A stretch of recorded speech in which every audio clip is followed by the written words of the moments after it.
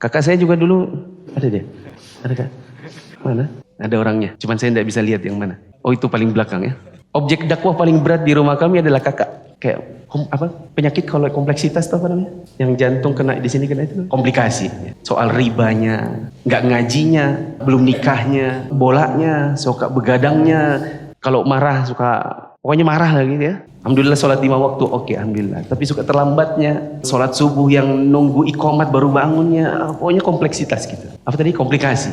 Sampai saya bilang sama mama saya, kita harus dakwahi dia dengan cara, bagaimana caranya supaya dia senang dengan rumah. Dia merasa bahwa kalau pulang ke rumah itu kayak disambut. Rumah ini kayak tempat balik gitu. Jangan kayak rumah ini justru tempat yang harus dijauhi. Kapan kita mau dakwahi dia? Saya bilang sama mama, mama kalau kakak pulang, jam berapapun dia pulang, jam 11 kah, jam 12 kah, jangan bilang dari mana aja sih kamu nak. Dengerin gitu, dengan intonasi gitu, kalau di otak ini kan ada 3 bagian, itu yang aktif langsung itu batang.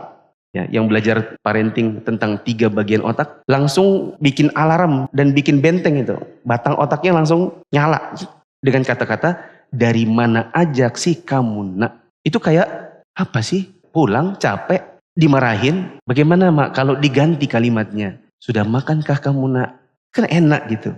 Daripada ditanya, dari mana sih kamu nak? Tanya, sudah makan nak? Biar nggak, batang otak itu nggak aktif. Jadi nasihat itu kalau masuk itu bisa masuk gitu loh. Saya perhatikan mama saya mulai ngubah kalimat-kalimatnya. Dengan kalimat yang demikian, yang tadinya pulang jam 11, mulai mundur ke jam 10, ke setengah 10, ke jam 9, sudah di rumah. Karena kalau pulangnya tengah malam, otomatis langsung nyala bola. Kalau sudah begadang, otomatis terlambat sholat subuh. Kalau pulangnya lebih awal, jam 9 sudah pulang, mungkin tidurnya jam 11, jadi sholat subuh di jam 5 masih terkejar. Dan seterusnya. Saya juga berusaha, habis sholat subuh gitu ya, pulang dari masjid, kak mau ini kah, roti telur. Mungkin di awal-awal, apa sih kamu? Dia kurang suka juga sama saya dulu dia. Dia tidak suka sama saya karena begitu saya pulang tiba-tiba ruangan itu penuh dengan buku. Biasanya nggak ada buku, yang ada TV. Ini TV-nya tiba-tiba langsung masuk ke loteng gitu.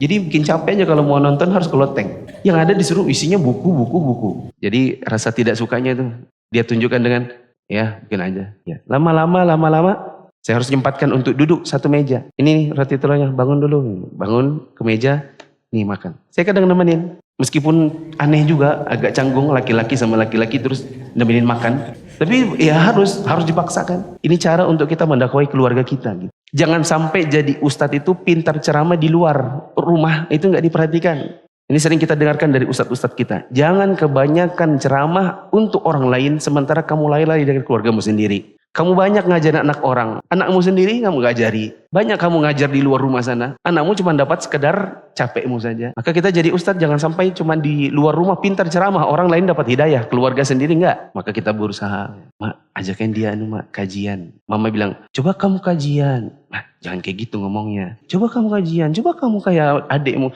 Coba itu enggak enak. Ganti bahasanya. Ayolah, sempatkan yuk kita kajian yuk. Tapi kalau nggak salah dia akhirnya baru tergerak mau kajian gara-gara ada temannya dia yang bilang, ih aku lihat adikmu ceramah, nggak kayak kamu, gitu. Kamu kok beda sama adikmu katanya. Baru mulai, di mana sih dia ceramah? Baru pertama kali ikut di Namiroh tahun 2015. Baru ikut. Alhamdulillah akhirnya hidayah pun sampai.